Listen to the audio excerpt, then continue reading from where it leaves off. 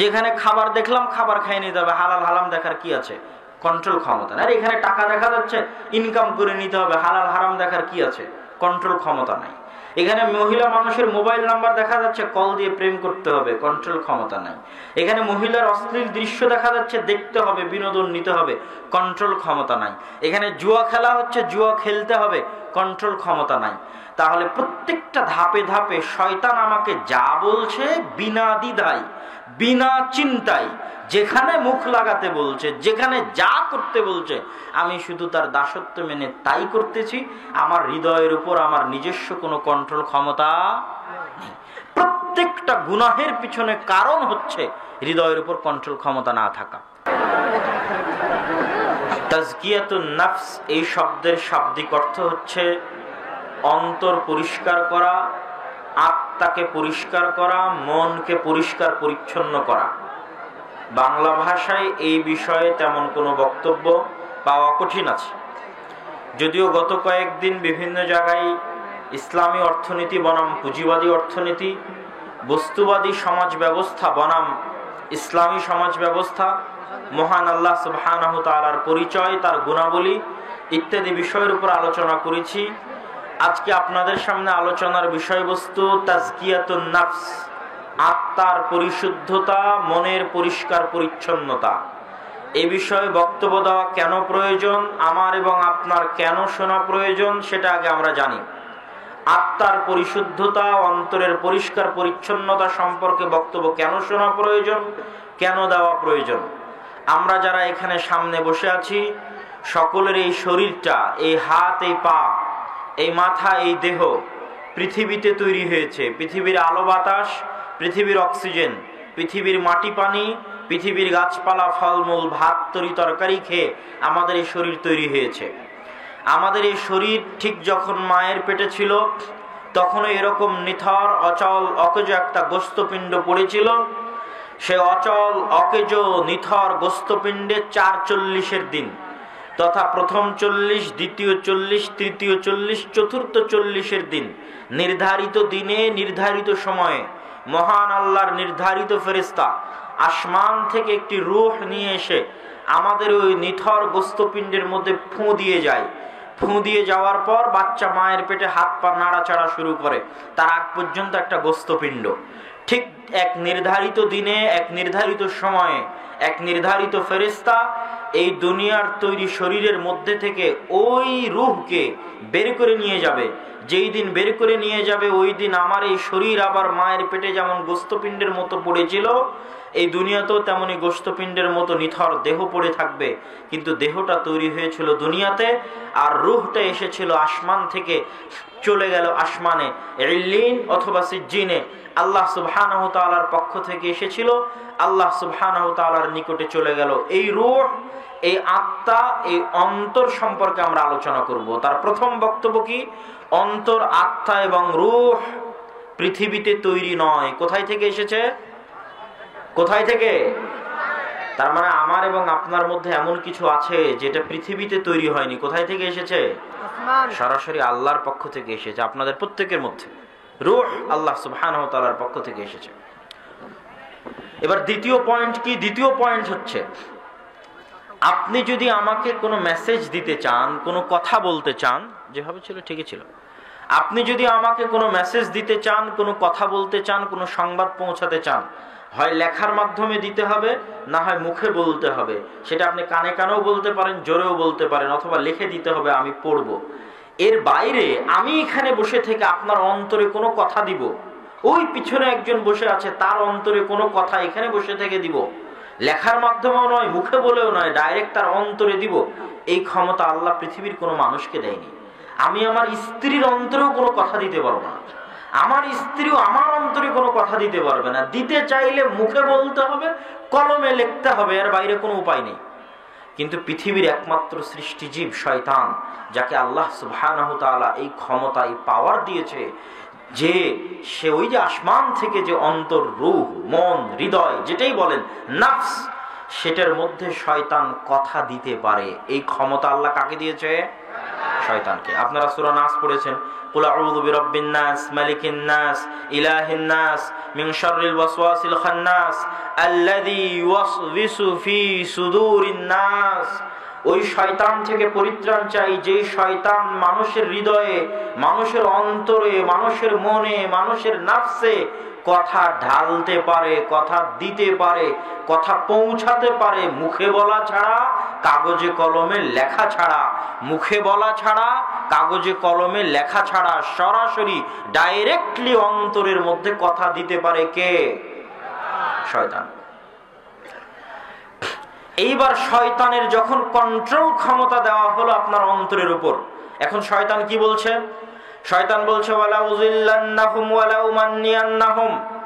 হে দুনিয়ার মানুষ, হে আল্লাহ সুবহানাহু ওয়া তাআলা, আমার চ্যালেঞ্জ, যে আদম সন্তানকে সিজদা না করার কারণে আমি জাহান্নামী বলে ঘোষিত হয়েছি, ওই জাহান্নামে আমি একাই যাব না, এটা আমার চ্যালেঞ্জ।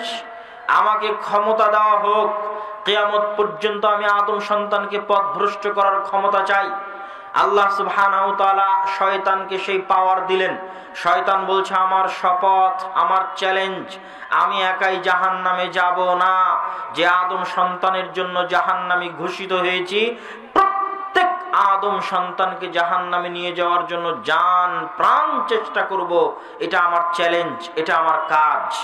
তাহলে শয়তান আমাদের অন্তরের ভিতরে কথা দিয়ে আমাদেরকে কোথায় নিয়ে যেতে চায়? জাহান্নামে নিয়ে যেতে চায়। এটা শয়তানের শপথ। তবে বক্তব্য সামনে আগানোর আগে মধ্যে একটা কথা বলে রাখি। শয়তানের বিরুদ্ধে চ্যালেঞ্জ দিয়ে আল্লাহ বললেন, মহান আল্লাহ সুবহানাহু ওয়া তাআলা, হে শয়তান, হে ইবলিস এবং তোমার সেনাবাহিনী, তোমরা 24 ঘন্টা পরিশ্রম করে, জান প্রাণ চেষ্টা করে, মাথার ঘাম পায়ে ফেলে, সকল রকমের কৌশল অবলম্বন করে আমার কোন বান্দাকে, আদমের কোন সন্তানকে যদি পথভ্রষ্ট করতে সক্ষম হও, তাহলে জেনে রাখো, তোমাদের এই সকল চেষ্টা, সকল পরিশ্রমের উপর পানি ঢেলে দেওয়ার জন্য, এই সকল পরিশ্রমকে ব্যর্থ করার জন্য আমি আল্লাহ একটা ঘোষণা দিয়ে রাখলাম যে রাত দিন পরিশ্রম করে তুমি আদম সন্তানকে পথভ্রষ্ট করবে। আদম সন্তান পথভ্রষ্ট হওয়ার পর শুধু একবার বলবে, হে আল্লাহ, আপনি আমাকে ক্ষমা করে দিন, তোমার সকল চেষ্টা বাতিল করে আমি ক্ষমা করে দেব। আল্লাহ, এটা শয়তানের বিরুদ্ধে আল্লাহ সুবহানাহু ওয়া তাআলার চ্যালেঞ্জ। আর শয়তানের চ্যালেঞ্জও জাহান্নামে নিয়ে যাবে। আল্লাহর চ্যালেঞ্জ, মানুষ গুনাহ করার পর ক্ষমা চাইলেই ক্ষমা করব, শয়তানকে অত সহজে জাহান্নামে নিয়ে যেতে দেব না। এটা আল্লাহ সুবহানাহু ওয়া তাআলার চ্যালেঞ্জ। আমরা কি আলোচনা করছিলাম? নাফস, আত্মা কেন পরিষ্কার পরিশুদ্ধ হতে হবে। তার প্রথম বক্তব্য, নাফস আল্লাহ সুবহানাহু ওয়া তাআলার পক্ষ থেকে এসেছে, পৃথিবীতে হয়নি। দ্বিতীয় বক্তব্য, এই নাফসকে কন্ট্রোল করার ক্ষমতা আমি আপনির বাইরেও আরেকজনের হাতে আছে, তার নাম কি? শয়তান। এই বিষয়ে দলিল দেখেন যে শয়তান কতটা পাওয়ারফুল, কতটা ক্ষমতাশালী আমাকে এবং আপনাকে প্রভাবিত করতে, কতটা। রাসূলুল্লাহ সাল্লাল্লাহু আলাইহি ওয়াসাল্লাম বলছেন, মা মিন মাউলুদিন ইল্লা ইয়ামাসসুহু শাইতান। এমন কোন আদম সন্তান পৃথিবীতে জন্ম নেয়নি যে আদম সন্তানের জন্মের পরে শয়তান তার গায়ে হাত বুলায়নি, স্পর্শ করেনি। হাত্তা ইয়াস্তাহিল্লা সারিখা, শয়তান তার গায়ে হাত লাগানোর পরে সে চিৎকার করে কেঁদে ওঠে। প্রত্যেক আদম সন্তান জন্মের পরে যখন কেঁদে ওঠে, তখন তার গায়ে শয়তান হাত লাগায়। এটা কাল্পনিক নয়, কৃত্রিম নয়, বাস্তবে প্রকৃত অর্থে শয়তান গায়ে হাত লাগায়। রাসূলুল্লাহ সাল্লাল্লাহু আলাইহি ওয়াসাল্লাম বলছেন, তিনি আরো বলছেন, ইল্লা মারিয়াম ওয়া ইবনু ঈসা, তবে পৃথিবীতে শুধু 2 জন আছে যাদের জন্মের পরে শয়তান তাদের গায়ে হাত দেয়নি। এই 2 জন হচ্ছে মারিয়াম এবং তার সন্তান ঈসা আলাইহিস সালাতু ওয়াস সালাম। এই 2 জনের জন্মের পরে শয়তান তাদের গায়ে হাত দেয়নি। তা বাদে পৃথিবীর সকল ওলিয়া উলিয়া, পীর, নবী, রাসূল থেকে শুরু করে প্রত্যেকের জন্মের পরে তাদের গায়ে কে হাত লাগিয়েছে? আমার এবং আপনার গায়েও শয়তান হাত লাগিয়েছে। রাসূলুল্লাহ সাল্লাল্লাহু আলাইহি ওয়াসাল্লাম বলছেন, এমন কোন আদম সন্তান নেই ইল্লা ওয়ালাহু কারিনান, যে আদম সন্তানের 2 জন বন্ধু নেই। এক বন্ধু কারিনুম মিনাল মালায়েকা, ফেরেশতাদের মধ্যে থেকে একজন বন্ধু তার আছে, ওয়া কারিনুম মিনাশ শাইতান, আর শয়তানের মধ্যে একজন বন্ধু আছে। আমার একজন শয়তান বন্ধু আছে, আমার একজন ফেরেশতা বন্ধু আছে, আপনাদের প্রত্যেকের একজন শয়তান বন্ধু আছে, একজন ফেরেশতা বন্ধু আছে। প্রত্যেক খারাপ কাজের কথা ওই শয়তান আপনার অন্তরে দেয়। এই দেওয়ার ক্ষমতা আল্লাহ সুবহানাহু ওয়া তাআলা তাকে দিয়েছেন। এটা শয়তানের পক্ষ থেকে ওয়াসওয়াসা হিসেবে আসে। দলিল, রাসূলুল্লাহ সাল্লাল্লাহু আলাইহি ওয়াসাল্লাম আরো বিস্তারিত বলতে গিয়ে বলছেন, যখন মানুষ ফজরে ঘুম থেকে উঠার চেষ্টা করে তখন শয়তান তার কাঁধের কাছে গিয়ে তিনটা গিট দেয়, দিয়ে শয়তান বলে, নাম নাম নাম, ইন্নাল লাইলা লাতাবিল, ঘুমাও ঘুমাও ঘুমাও, রাত এখনো অনেক অনেক লম্বা, তুমি ঘুমিয়ে পড়ো, রাত এখনো অনেক অনেক লম্বা। তাহলে প্রত্যেক দিন ফজরে লেপের ভিতর থেকে বের হওয়ার জন্য যখন অন্তরের মধ্যে বিভিন্ন প্রশ্ন আসে যে এত শীতে কেমনে বের হই, এত শীতে কেমনে ওযু করি, বাইরে অনেক ঠান্ডা, আরেকটু ঘুমিয়ে নেই, রাসূল সাল্লাল্লাহু আলাইহি ওয়াসাল্লামের হাদিস অনুযায়ী, আল্লাহর বলা অনুযায়ী এই একটা কথাও আমার আপনার চিন্তা নয়। এগুলো কার দেওয়া? জোরে বলতে হবে, কার দেওয়া? শয়তানের উপর আমার এবং আপনার বিশ্বাস যত মজবুত হবে, হেদায়েতের রাস্তা পাওয়া তত সহজ হবে। আমরা পথভ্রষ্ট কেন? আমরা কেউ বিশ্বাস করি না যে শয়তান আছে, কেউ বিশ্বাস করি না যে এই কাজটা আমাকে শয়তান করাচ্ছে। সবাই গান শোনার সময় মনে করে আমার আনন্দের জন্য আমি গান দেখছি, গান শুনছি। অশ্লীল দৃশ্য দেখার সময় মনে করে আমার বিনোদনের জন্য আমি দেখছি। যখন টাকা ইনকাম করতে যায় হারাম পথে, তখন মনে করে আমার ধনী হওয়ার জন্য আমি টাকা ইনকাম করছি। কিন্তু কেউ বিশ্বাস করে না যে এই কাজগুলো তাকে কে করাচ্ছে? তাহলে আমাদের আগে বিশ্বাস করতে হবে যে কে আছে পৃথিবীতে? শয়তান আছে। শয়তানের আমাদের অন্তরকে কন্ট্রোল করার এবং আমাদেরকে পথভ্রষ্ট করার ক্ষমতা শয়তানকে দেওয়া হয়েছে। এই বিশ্বাস যত মজবুত হবে, প্রতি ধাপে ধাপে আপনি তত চিন্তা করতে পারবেন এই কাজটা আমার না এই কাজটা শয়তান করতে বলছে, এই কাজটা আমার। কোরআনের মধ্যে আপনাদের যদি কোরআন পড়ার কোনোদিন সুযোগ হয়, আপনার জীবনে কে সবচেয়ে বড় শত্রু? বাংলাদেশের রাজনৈতিক প্রেক্ষাপটে আওয়ামী লীগ বিএনপির সবচেয়ে বড় শত্রু, বিএনপি আওয়ামী লীগের সবচেয়ে বড় শত্রু। আপনাদের ব্যক্তিগত প্রেক্ষাপটে যে আপনার ধন সম্পদ মেরে নিয়েছে আপনার সবচেয়ে বড় শত্রু। আপনাদের ব্যক্তিগত প্রেক্ষাপটে ওই বোনের সবচেয়ে বড় শত্রু ওই ভাই, যেই ভাই তাকে ভাগ দেয়নি। এইরকম বহু শত্রু আপনাদের জীবনে আছে। আল্লাহ সুবহানাহু ওয়া তাআলা কোরআন মাজিদে বলছেন, ইন্নাশ শাইতানা লাকুম আদুউম মুবিন, দুনিয়ার মানুষ তোমাদের সবচেয়ে বড় শত্রু, সবচেয়ে প্রকাশ্য শত্রু হচ্ছে শয়তান। লা তাত্তাবিউ খুতুওয়াতিশ শাইতান, তোমরা শয়তানের পথ অনুসরণ করিও না, তোমাদের সবচেয়ে বড় শত্রু শয়তান। একজন সালাফে সালেহিন বলছেন, মাইয়াগতাবানি লাইসা বিআদুবি, যে আমার গীবত করে ও আমার শত্রু নয়। মাইয়াত্তাহিমুনি লাইসা বিআদুবি, যে আমাকে মিথ্যা অপবাদ দেয় ও আমার শত্রু নয়। মাইয়াখুযু মিন্নি মালি লাইসা বিআদুবি, যে আমার টাকা পয়সা মেরে নেয়, জমি জায়গা মেরে নেয়, ও আমার শত্রু নয়। আমার শত্রু সে ইযা কুনতু ফি তাআতিল্লাহ, যখন আমি আল্লাহর আনুগত্য করতে চাই তখন যে শয়তান আমাকে আল্লাহর আনুগত্য থেকে দূরে সরায়, ওই শয়তান মানুষ হোক আর জিন হোক, এই শয়তানই হচ্ছে আমার জানিমানি শত্রু। এটা একজন সালাফ বলছেন। এটাই হচ্ছে শত্রুতার মাপকাঠি। আমি আপনি মনে করব যে ইসরায়েল হয়তো আমাদের সবচেয়ে বড় শত্রু, কথার কথা, বর্তমান পৃথিবীতে মুসলমানদের সবচেয়ে বড় শত্রু মনে করলেন। দিয়ে আমি এখানে আধা ঘন্টা একটা গরম বক্তব্য দিলাম, আপনারাও তাকবীর দিলেন। এখন বলেন তো, ইসরায়েলের সাথে বাংলাদেশের মুসলমানদের কোনোদিন যুদ্ধ হবে কি হবে না, এর কোনো গ্যারান্টি আছে? নাই। কবে হবে কে জানে। কিন্তু প্রতি 24 ঘন্টায়, প্রতি সেকেন্ডে আমার এবং আপনার যুদ্ধ যে শয়তানের সাথে চলতেছে, যে আমার সাথে আছে, আপনার সাথে আছে, সেটা সম্পর্কে আপনি কখন সজাগ হবেন, কখন জানবেন? আপনি তো ওকে শত্রুই মনে করছেন না, তাহলে কেমনে হবে? যুদ্ধই তো হচ্ছে না, কেমনে হবে? সে যা বলছে আপনি তাই মেনে নিচ্ছেন। সম্মানিত উপস্থিতি, তাহলে আমাদের দ্বিতীয় আলোচনায় আমরা দেখলাম যে কেন তাজকিয়াতুন নাফস, অন্তরের পরিশুদ্ধতা কেন দরকার। এই জন্য দরকার যে আমাদের এই অন্তরের একমাত্র কন্ট্রোল ক্ষমতা আল্লাহ সুবহানাহু ওয়া তাআলা তারপরে আমার পরে শয়তানকে দিয়ে রেখেছে। শয়তান চাইলে পরিবর্তন করতে পারে, পথভ্রষ্ট করতে পারে, এই ক্ষমতায় পাওয়ার তাকে দেওয়া আছে। সে আমাদের জানি মানি শত্রু, সে 24 ঘন্টা চেষ্টা করছে আমাদের জাহান্নামে নিয়ে যাওয়ার। এখন যেহেতু শয়তানের কন্ট্রোল ক্ষমতা আছে আমার অন্তরের উপর, সেহেতু কি আমার দেখা উচিত নয় যে কেমনে আমি আমার এই অন্তরকে শয়তানের কন্ট্রোল ক্ষমতা থেকে বের করব? উচিত না উচিত নয়? ওটাই তাজকিয়াতুন নফস। আপনাদেরকে আজকে আমি শিখাবো কিভাবে আমার এবং আপনার অন্তরকে আমরা শয়তানের গোলামি থেকে, শয়তানের দাসত্ব থেকে, শয়তানের অনুসরণ থেকে কিভাবে আমরা বের হয়ে আসতে পারি। তার আগে দেখেন এই তাজকিয়াতুন নফসের গুরুত্ব সম্পর্কে আল্লাহ সুবহানাহু ওয়া তাআলা কি বলছে, রাসূল সাল্লাল্লাহু আলাইহি ওয়াসাল্লাম কি বলছেন। আল্লাহ সুবহানাহু ওয়া তাআলা পবিত্র কোরআন মাজিদে বলছেন, কাদ আফলাহা মান তাযাক্কা, ওই ব্যক্তি সফল কাম, সাকসেসফুল, যে তার নিজের আত্মাকে পরিশুদ্ধ করেছে।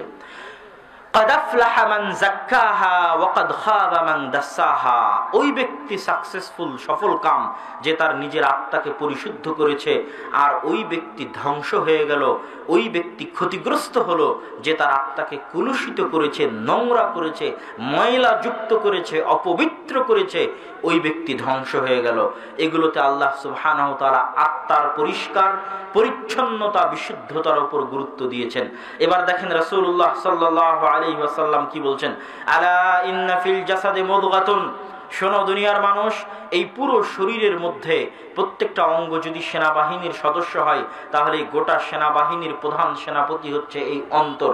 এর ভিতরে একটা গোস্তপিণ্ড আছে, এই গোস্তপিণ্ড হচ্ছে সেনাপতি। এ যা অর্ডার দিবে হাত তাই করবে, মাথা তাই করবে, চোখ নাক মুখ তাই করবে, পা তাই করবে। অতএব ফাইন সলহাত, যদি এই গোস্তপিণ্ড, এই অন্তর, এই মন, এই হৃদয় ঠিক করা যায়, পরিষ্কার পরিচ্ছন্ন করা যায়, প্রশিক্ষণ দিয়ে লাইনে তোলা যায়, বাকি অঙ্গ প্রত্যঙ্গ অটোমেটিক ঠিক হয়ে যাবে। আর এটাকে যদি কোনোদিন ঠিক না করা যায়, বাকি অঙ্গ প্রত্যঙ্গকে কোনোদিন ঠিক করা সম্ভব নয়। এই জন্য রাসূলুল্লাহ সাল্লাল্লাহু আলাইহি ওয়াসাল্লাম বলেছেন, ইন্নাত তাকওয়া হাহুনা, দুনিয়ার মানুষ পরহেজগারিতা, তাকওয়া এখানে। দুনিয়ার মানুষ আত-তাকওয়া হাহুনা, তাকওয়া এবং পরহেজগারিতা এখানে। ইন্নাল্লাহা লা ইয়ানজুরু ইলা জাসাদিকুম ওয়ালা ইলা আমালিকুম, আল্লাহ তোমাদের চেহারা দেখবেন না, তোমাদের আমল দেখবেন না, বাল ইয়ানজুরু ইলা কুলুবিকুম, তোমাদের অন্তর দেখবেন কেমন ছিল। এই জন্য আল্লাহ সুবহানাহু ওয়া তাআলা অন্তরের কথা বলতে গিয়ে বলেছেন যে এদের চোখ নাক কান এগুলো অন্ধ নয়, ওয়ালাকিন, বরং অন্ধ তাদের অন্তর, তাদের হৃদয়। খাতামাল্লাহু আলা কুলুবিহিম, তাদের হৃদয়কে আল্লাহ সুবহানাহু ওয়া তাআলা তালাবদ্ধ করে দিয়েছেন, মোহর মেরে দিয়েছেন। বালা আলা কুলুবিহিম আকফালুন, তাদের হৃদয়ে তালা মারা আছে, মোহর মারা আছে। এই প্রত্যেকটা আয়াতে আল্লাহ সুবহানাহু ওয়া তাআলা অন্তরের কথা বলেছেন, হেদায়েতের জন্য, সঠিক পথ পাওয়ার জন্য, পথ ভ্রষ্টতার জন্য, সকল কিছুর জন্য আল্লাহ এবং তার রাসূল আমাদের এই হৃদয়, এই অন্তর, এই মনের কথা বলেছেন।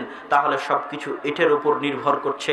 অতএব এটাকে পরিষ্কার করা, পরিচ্ছন্ন করা, প্রশিক্ষণ দেওয়াই হচ্ছে সিরাতে মুস্তাকিমে চলার একমাত্র নাজাত পাওয়ার রাস্তা। সম্মানিত উপস্থিতি, আমরা কিভাবে আমাদের অন্তরকে পরিষ্কার পরিচ্ছন্ন করব, পরিশুদ্ধ করব? প্রথম কাজ, শয়তানের কবল থেকে বেঁচে হৃদয়কে পরিষ্কার এবং পরিচ্ছন্ন করার জন্য প্রথম কাজ তাওহীদ। প্রত্যেক মানুষের অন্তরের সবচেয়ে বড় সমস্যা হচ্ছে অন্তর ভীত, অন্তর সন্ত্রস্ত। সবচেয়ে বড় সমস্যা হচ্ছে অন্তর দাসত্ব পছন্দ করে, অন্তর গোলামি পছন্দ করে। প্রত্যেক মানুষের অন্তর, প্রত্যেকটা মানুষের অন্তর দাসত্ব গোলামি পছন্দ করে। আপনারা এখানে যারা বসে আছেন সকলের অন্তর, যারা এই প্রোগ্রাম আয়োজন করতেছে তাদের সকলের অন্তর দাসত্ব এবং গোলামি পছন্দ করে। যেমন কিভাবে, যদি এটা না করি, যদি দাড়ি রাখি আমাকে চাকরি থেকে আউট করে দিতে পারে, অতএব টাকা পয়সা বন্ধ হয়ে গেলে বিপদে পড়ব, অতএব দাড়ি কাটাই ভালো। এটা কিসের দাসত্ব? টাকার দাসত্ব। কিসের দাসত্ব? টাকার দাসত্ব। টাকার কাছে অন্তর দুর্বল হয়ে গেল, ভয় পেয়ে গেল। এত সন্তান যদি হয় কেমনে খাওয়াবো? টাকার দাসত্ব, ভয় পেয়ে গেল হৃদয়। ইন্নাল ইনসানা খুলিকা হালুআ, মন ভয় পেয়ে গেছে। এর বাইরেও যখন আপনি বিড়ি সিগারেট ছাড়া চলতে পারছেন না, মদ জুয়া ছাড়া চলতে পারছেন না, মোবাইল ছাড়া চলতে পারছেন না, ফেসবুক, ইউটিউব, টুইটার, ভিডিও গেমে ঘন্টার পর ঘন্টা সময় পার করে দিচ্ছেন, তাহলে প্রত্যেকটাই হচ্ছে দাসত্বের জিঞ্জির। যে ভিডিও গেমে আপনি আসক্ত, ওই ভিডিও গেম আপনার ব্রেনে দাসত্বের জিঞ্জির পরিয়েছে, আপনার মনে দাসত্বের জিঞ্জির পরিয়েছে। আপনি যেই মাদকতা, যে বিড়ি সিগারেটে আসক্ত, ওই বিড়ি সিগারেট আপনার পায়ে, আপনার হাতে, আপনার হৃদয়ে, আপনার ব্রেনে গোলামির জিঞ্জির পরিয়েছে। তাহলে মানুষের হৃদয় দাসত্ব পছন্দ করে, দাস হতে চায়, শয়তানের দাস, পৃথিবীর যে কোনো কিছুর দাস, ধন সম্পদের দাস, ক্ষমতার দাস, টাকা পয়সার দাস, নারীর দাস, সকল কিছুর দাসত্ব হৃদয় পছন্দ করে।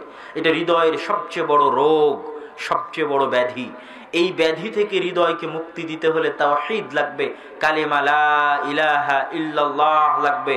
যখন মানুষ অন্তরের অন্তরস্থল থেকে লা ইলাহা ইল্লাল্লাহ অনুভব করবে, বুঝবে আমার তাওহীদের উপর বিস্তারিত বক্তব্য আছে, আল্লাহর পরিচয়ের উপর বিস্তারিত বক্তব্য আছে। শুনে দেখবেন যে আল্লাহর পরিচয় কি, আল্লাহ কে, আল্লাহ কাকে বলে, আল্লাহর গুণাবলী কি, আল্লাহর পরিচয় কি। যখন এই তাওহীদ আপনার হৃদয়ে ঢুকবে, আস্তে আস্তে আপনি দুনিয়ার দাসত্ব থেকে উপরে উঠবেন, দুনিয়ার টাকা থেকে উপরে উঠবেন, দুনিয়ার ক্ষমতা থেকে উপরে উঠবেন, দুনিয়ার যাবতীয় দাসত্ব থেকে আপনি আপনার নিজের হৃদয়কে আজাদ করে দিবেন, স্বাধীন করে দিবেন। আল্লাহর গোলামি, আল্লাহর দাসত্ব পৃথিবীর সবচেয়ে বড় স্বাধীনতা। পৃথিবীর সবচেয়ে বড় স্বাধীনতা কি? আল্লাহর গোলামি এবং আল্লাহর দাসত্ব। এটা পৃথিবীর সবচেয়ে বড় স্বাধীনতা। যে বান্দা যত বেশি পরিমাণে আল্লাহর গোলাম, ও তত বেশি পরিমাণে স্বাধীন এবং আজাদ। পৃথিবীর কোনো শক্তি, পৃথিবীর কোনো ক্ষমতা, পৃথিবীর কোনো টাকা, পৃথিবীর কোনো কিছু তাকে নিজের কন্ট্রোলে করতে পারবে না, নিজের অধীনে নিতে পারবে না। এই ক্ষমতা পৃথিবীর কোনো কিছুর নাই যে তাকে কন্ট্রোলে নিবে, তাকে অধীনে নিবে। কেননা সে মাথার চাঁদি থেকে নে পায়ের পাতা পর্যন্ত টোটালটাই কার গোলামি গ্রহণ করেছে? আল্লাহ। ও পরিপূর্ণ স্বাধীন হয়ে গেছে, পরিপূর্ণ আজাদ হয়ে গেছে। তাহলে আমাদের অন্তরকে পরিশুদ্ধ করার, পরিষ্কার পরিচ্ছন্ন করার প্রথম কাজ হচ্ছে আল্লাহ সুবহানাহু ওয়া তাআলার তাওহীদের বিশ্বাস। হৃদয়ে যত গভীর হবে, হৃদয় থেকে শয়তানের অস্তিত্ব এবং গোলামি তত দূরীভূত হবে। দ্বিতীয় কাজ, গত কয়েকদিন আগে সিরাজগঞ্জে একটি প্রোগ্রাম করার পর একজন দিনী ভাই জিজ্ঞেস করলেন যে আমার সাথে কিছু পার্সোনালি কথা বলতে চান আড়ালে। ঠিক আছে, একটু আড়ালে গেলাম, রাস্তার সাইডে। তিনি খুব দুঃখ নিয়ে, কষ্ট নিয়ে বলছেন তিনি অবৈধ জেনার সম্পর্কে লিপ্ত। কিভাবে বের হবেন, বের হওয়ার রাস্তা তার জানা নাই, তবে বের হতে চান। তো এই রকম কত মানুষ কত গুনাহে লিপ্ত। আমি তাকে বললাম, এটাই তাজকিয়াতুন নাফসের মূল থিওরি। আপনাদেরকেও বলছি, নিজেকে বলছি, প্রত্যেককে বলছি, আমরা যতজন যত গুনাহে লিপ্ত আছি তার এক নাম্বার কারণ আমাদের অন্তর আমাদের কন্ট্রোলে নাই। আমাদের অন্তরের উপর আমাদের কোনো কন্ট্রোল পাওয়ার নাই। যেখানে খাবার দেখলাম খাবার খাইয়ে নিতে হবে, হালাল হারাম দেখার কি আছে? কন্ট্রোল ক্ষমতা নাই। এখানে টাকা দেখা যাচ্ছে, ইনকাম করে নিতে হবে, হালাল হারাম দেখার কি আছে? কন্ট্রোল ক্ষমতা নাই। এখানে মহিলা মানুষের মোবাইল নাম্বার দেখা যাচ্ছে, কল দিয়ে প্রেম করতে হবে, কন্ট্রোল ক্ষমতা নাই। এখানে মহিলার অশ্লীল দৃশ্য দেখা যাচ্ছে, দেখতে হবে, বিনোদন নিতে হবে, কন্ট্রোল ক্ষমতা নাই। এখানে জুয়া খেলা হচ্ছে, জুয়া খেলতে হবে, কন্ট্রোল ক্ষমতা নাই। তাহলে প্রত্যেকটা ধাপে ধাপে শয়তান আমাকে যা বলছে বিনা দ্বিধায়, বিনা চিন্তায়, যেখানে মুখ লাগাতে বলছে, যেখানে যা করতে বলছে, আমি শুধু তার দাসত্ব মেনে তাই করতেছি। আমার হৃদয়ের উপর আমার নিজস্ব কোনো কন্ট্রোল ক্ষমতা নেই। প্রত্যেকটা গুনাহের পিছনে কারণ হচ্ছে হৃদয়ের উপর কন্ট্রোল ক্ষমতা না থাকা। কন্ট্রোল ক্ষমতা থাকলে তো আর আপনি জেনা করতে যেতেন না। ওই ভাইয়ের সাথে আমার কথা হচ্ছে, যেটা তাজকিয়াতুন নাফসের বক্তব্যের মূল বিষয়বস্তু। কন্ট্রোল পাওয়ার থাকলে তো যেতেন না, নেই। তাহলে কন্ট্রোল পাওয়ার আগে আনতে হবে। কিভাবে আনবেন? শুধু বিরত থাকার মাধ্যমে কোনো কিছুতে কন্ট্রোল পাওয়ার আসে না। আপনি বলতেছেন যে আমি জেনা থেকে বিরত থাকতে চাই, এটা দিয়ে যতই আপনাকে বক্তব্য শোনাই, আপনি আপনার জেনার উপর বিশাল ভয়াবহ বক্তব্য দিলাম, তবু আপনার নাফসকে কন্ট্রোল করতে পারবেন না। কেননা ও এখনো প্রশিক্ষিত হয়নি কন্ট্রোল হওয়ার জন্য। কন্ট্রোল হওয়ার জন্য প্রশিক্ষণ লাগে। আর প্রশিক্ষণের জন্য ঘরে বসে থাকলে হয় না, প্রশিক্ষণের জন্য কাজ লাগে। প্রশিক্ষণের জন্য কি লাগে? আর্মি, সেনাবাহিনীরা যখন প্রশিক্ষণ করে তখন জান প্রাণ দিয়ে তাদেরকে খাটানো হয়, কাজ করানো হয়, এটা প্রশিক্ষণ। আপনি আপনার হৃদয়কে কোনো কাজই করালেন না আর বলছেন আমি গুনাহ থেকে বেঁচে থাকবো, এটা অসম্ভব, এটা হয় না ভাই। আপনার হৃদয়ের যেহেতু কোনো কাজ নাই, অলস বসে আছে, এই জন্য শয়তান যা বলছে ও তাই শুনছে, ওর তো কোনো কাজ নাই। তাহলে অন্তরকে প্রশিক্ষণ দিতে হলে প্রথমত অন্তরকে কি দিতে হবে? কাজ দিতে হবে। কি দিতে হবে? কাজ দিতে হবে। আর এই অন্তরকে প্রশিক্ষিত রাখার জন্য, ট্রেন্ড রাখার জন্য আল্লাহ সুবহানাহু ওয়া তাআলার পক্ষ থেকে সারা পৃথিবীর সকল মানুষের জন্য একটাই কাজ দেওয়া আছে, অন্য কোনো কাজ দেওয়া নাই। দেওয়া থাকলে বছরে একবার, জীবনে একবার, অনেক ফেকড়া আছে, টাকা পয়সা হলে না হলে অনেক শর্ত সাপেক্ষ আছে। সব শর্ত সাপেক্ষ ছাড়া প্রত্যেক মুসলমানকে শুধুমাত্র দৈনিক করার জন্য একটাই কাজ দেওয়া আছে। সেটা কি? সেটা কি? জোরে বলতে হবে। সেটা কি? সালাত। ইন্নাস সালাতা তানহা আনিল ফাহশাই ওয়াল মুনকার। এবার ওই ভাইয়ের সামনে আমি বলছি, আপনাদেরকেও বলতেছি, রাসূলুল্লাহ সাল্লাল্লাহু আলাইহি ওয়াসাল্লাম বলেছেন, যে ব্যক্তি টানা 40 দিন তাকবীরে তাহরিমার সাথে 5 ওয়াক্ত সালাত, প্রথম তাকবীর আল্লাহু আকবার, এই প্রথম তাকবীরের সাথে টানা 40 দিন যে ব্যক্তি সালাত আদায় করবে মসজিদে এসে জামাতে, তার হৃদয়কে, তার অন্তরকে, তার আত্মাকে মুনাফিকি, নেফাকি থেকে এবং জাহান্নামের আগুন থেকে পরিত্রাণ এবং মুক্ত ঘোষণা করে দেওয়া হবে। আল্লাহু আকবার। এবার এক এক ওয়াক্ত সালাতে মসজিদে তাকবীরে তাহরিমা ধরা এক একটা তৃতীয় বিশ্বযুদ্ধের চাইতে ভয়ঙ্কর যুদ্ধ শয়তানের বিরুদ্ধে। এক একটা তৃতীয় বিশ্বযুদ্ধের চাইতে ভয়ঙ্কর যুদ্ধ এক এক ওয়াক্ত সালাত তাকবীরে তাহরিমার সাথে মসজিদে আদায় করা কার বিরুদ্ধে? শয়তানের। আজকে সিদ্ধান্ত নেন, আজকে সিদ্ধান্ত নেন যে আগামীকাল থেকে কতদিন কত কাকে দেখে নিলেন, অমুককে দেখে নেব, তুমুককে দেখে নেব, আমার এত পাওয়ার, এত ক্ষমতা। আজকে একটু বক্তব্য শুনে শয়তানকে দেখে নেওয়ার ইচ্ছা জাগে না? যুবকদেরকে একটু বলতে চাই, একটু কি শয়তানকে দেখে নেওয়া যায়? একটু শয়তানকে দেখে নিতে চাইলে এটা ফার্স্ট চ্যালেঞ্জ, 40 দিন তাকবীরে তাহরিমার সাথে, প্রথম তাকবীরের সাথে মসজিদে সালাত আদায় করা। কেন চ্যালেঞ্জ? প্রথম যখন আপনি আজকে যদি সিদ্ধান্ত নেন আগামীকাল যেতে চাচ্ছেন মসজিদে তাকবীরে তাহরিমার সাথে সালাত আদায়ের জন্য, যাওয়ার সিদ্ধান্ত নেওয়ার পর থেকে নিয়ে তাকবীরে তাহরিমা পাওয়ার আগ পর্যন্ত যেন আপনি না পান, এই মর্মে কত রকমের কাজ, কত রকমের চিন্তা, কত রকমের বাধা, কত রকমের ওয়াসওয়াসা আপনার সামনে, আপনার ব্রেনে পেশ করা যায়, তার সকল সিস্টেম শয়তানের জানা আছে। এবং শয়তান শুধু অন্তরে কথা দেওয়ার মাধ্যমে করবে না, মানুষ পাঠানোর মাধ্যমেও করবে। শায়াতিনাল ইনসি ওয়াল জিন্নি। আপনার এক বন্ধুর অন্তরে কথা দিয়ে দিবে, যা এখন তাড়াতাড়ি তোর বন্ধুর কাছে কোন একটা জরুরি কথা ছিল, ভুলে গেছিল, ওটা বলে আয়। তোর বন্ধু তো আর জানে না, হঠাৎ মনে পড়লো আরে যেতে হবে তো তাড়াতাড়ি, ওর কাছে গিয়ে বলছে বন্ধু 10 দিন থেকে এই কাজটা বাকি ছিল, এক্ষুনি করতে হবে, তাড়াতাড়ি বের হ। ও সিদ্ধান্ত নিয়েছিল জামাতে যাবে। তাহলে সব শয়তান শুধু অন্তরে কথা দেয় না, শায়াতিনাল ইনসি ওয়াল জিন্নি, যে আপনাকে এসে বলতেছে চলো কাজটা জরুরি, ও একটা শয়তান। রাসূল সাল্লাল্লাহু আলাইহি ওয়াসাল্লাম আল্লাহ সুবহানাহু ওয়া তাআলার বাণী অনুযায়ী। তাহলে এক এক ওয়াক্ত সালাত এক একটা তৃতীয় বিশ্বযুদ্ধের চেয়ে ভয়ঙ্কর। এবার আপনি একটা যুদ্ধে জিতলেন তথা এক ওয়াক্ত সালাত আদায় করলেন, পরের যুদ্ধে যে জিতবেন এর কোনো গ্যারান্টি আছে? না। পরের যুদ্ধে আবার হেরে গেলেন। তাহলে কোন মুসলমান, কোন যুবক যদি মনে করে এরা কত দল, কত রাজনীতি, কত পাওয়ার, কত ক্ষমতা, কত টাকা পয়সা ইনকাম, জীবনে তো অনেক কিছু করে নিলেন, একটু শয়তানকে যদি পরাজিত করার ইচ্ছা জাগে টানা, তাহলে টানা 40 দিন 5 ওয়াক্ত সালাত সমান 200 ওয়াক্ত সালাত। কত ওয়াক্ত সালাত? 200 ওয়াক্ত সালাত যদি পরস্পর বিরতিহীন ভাবে, বিরতি সহ নয়, বিরতিহীন ভাবে, বিরতি দিলেই তো বিপদে পড়ে গেলেন, শয়তান সাকসেসফুল হয়ে গেল। আবার আপনার অন্তরের উপর আরো কন্ট্রোল ক্ষমতা চলে এসেছে, ও তো খুব বিপদে আছে, বাপরে বাপে এত বড় চ্যালেঞ্জ নিয়েছে, আমার কন্ট্রোল থেকে তো বের হয়ে যাবে। এই জন্য জান প্রাণ দিয়ে চেষ্টা করবে কেমনে একটা বিরতি দেওয়ানো যায়। টানা 40 দিন বিরতিহীন ভাবে তাকবীরে তাহরিমার সাথে 5 ওয়াক্ত সালাত আদায় করা মানে 200টা যুদ্ধে পরস্পর লাগাতার বিরতিহীন ভাবে শয়তানকে 200টা তৃতীয় বিশ্বযুদ্ধের চাইতে ভয়ঙ্কর যুদ্ধে পরাজিত করা। 200টা পর পর 200টা পর পর তৃতীয় বিশ্বযুদ্ধের চাইতেও ভয়ঙ্কর যুদ্ধে কাকে পরাজিত করা? এবার যদি পর পর 200 বার শয়তানকে পরাজিত করে ফেলেন, এবার আপনার অন্তরের উপর আপনার নিজের কিছু কন্ট্রোল প্রতিষ্ঠা হয়েছে। আলহামদুলিল্লাহ বলেন। আর যদি না পারেন তাহলে এখনো অন্তর কার কন্ট্রোলে আছে?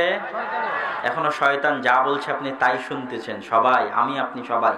কিন্তু যখন এই চ্যালেঞ্জে একবার জিতে যাবেন তখন শয়তানের জন্য কঠিন হবে। যে কাজের কথাই বলুক না কেন আপনার অন্তর প্রশিক্ষিত হয়ে গেছে, ও শয়তানের বিরুদ্ধে যুদ্ধ করা শিখে গেছে। ও কোশ্চেন উঠাবে, প্রশ্ন উঠাবে, আমার কি এটা করা ঠিক, আমার কি এটা করা উচিত। ও আর একদম অন্ধের মতো করতে থাকবে না। কেন? ও শয়তানের বিরুদ্ধে যুদ্ধ করা শিখে গেছে। তাহলে শয়তানের বিরুদ্ধে যুদ্ধ এবং তাজকিয়াতুন নাফস, অন্তরকে শয়তানের কবল থেকে বাঁচানোর জন্য দ্বিতীয় বড় কাজ কি? প্রথম চ্যালেঞ্জ যুবকদের জন্য, অন্তত নিম্ন পক্ষে কয়দিন? 40 দিন তাকবীরে তাহরিমার সাথে সালাত আদায় করতে হবে। কোথায় গিয়ে? জামাতে, মসজিদে গিয়ে। আল্লাহ সুবহানাহু ওয়া তাআলা আমাদের সবাইকে তৌফিক দিক, আল্লাহুম্মা আমিন। তৃতীয় জরুরি কাজ, এই তৃতীয় কাজ বলার আগে একটু আপনাদের ইশারা দিয়ে নিই। তৃতীয় কাজ করাটাও আমাদের একটা জরুরি কাজ তাজকিয়াতুন নাফসের জন্য। তার আগে একটু ইশারা দিই। এই সালাতের মতো ইসলামের যত হুকুম আহকাম আছে, সব হুকুম আহকাম মূলত আমাদের আত্মাকে পরিষ্কার রাখার জন্য দেওয়া হয়েছে। প্রত্যেকটা হুকুম আহকাম, যেমন সিয়াম, রমাজান মাসে একবার আসবে, এটাও হৃদয়কে প্রশিক্ষণ দেয়। না খাওয়া হবে না, না গুনাহ করা হবে না, 30 দিন চ্যালেঞ্জ, খেও না, গুনাহ করিও না। এটাও অন্তরকে প্রশিক্ষণ দেয় গুনাহ থেকে বিরত থাকার জন্য, ক্ষুধা সহ্য করার জন্য, লোভ লালসা কমানোর জন্য, আল্লাহর আনুগত্যে টিকে থাকার জন্য, শয়তানের বিরুদ্ধে যুদ্ধ করার জন্য। ওই জন্য বলা হয়েছে লাআল্লাকুম তাত্তাকুন, যেন তোমরা তোমাদের হৃদয় পরহেজগার হতে পারে, তোমাদের হৃদয়ের উপর তোমাদের কন্ট্রোল ক্ষমতা থাকে, তোমরা সব শয়তানের গোলাম যেন না হয়ে যাও। এই জন্য তারপরে দেখেন যাকাতের কথা। যাকাতের ক্ষেত্রে আল্লাহ সুবহানাহু ওয়া তাআলা বলছেন, যারা যাকাত দিল তারা তাদের হৃদয়কে পরিষ্কার করলো। যাকাত দিলাম টাকা দিয়ে, হৃদয় পরিষ্কার হয় কেমনে? যাকাত দিলাম টাকা দিয়ে, অন্তর কেমনে পরিষ্কার হয়? সম্পর্ক আছে অন্তরের সাথে। পকেট থেকে টাকা বের হতে অন্তরের উদারতা লাগে। অন্তরের কি লাগে? যেই সমস্যার কারণে যাকাত দিচ্ছে না ওটা মনের সমস্যা। ওটা কি শরীরের সমস্যার জন্য যাকাত দিচ্ছে না, না মনের সমস্যার জন্য যাকাত দিচ্ছে না? ফকির হয়ে যাবে, টাকা কমে যাবে, এই হয়তো যাকাত দিচ্ছে না। তাই সমস্যাটা কোথায়? মনে। তাহলে যখন যাকাত দিল, তাহলে মন